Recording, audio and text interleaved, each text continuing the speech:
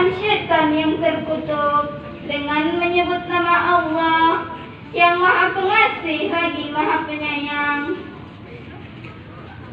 Alif Lam Mim.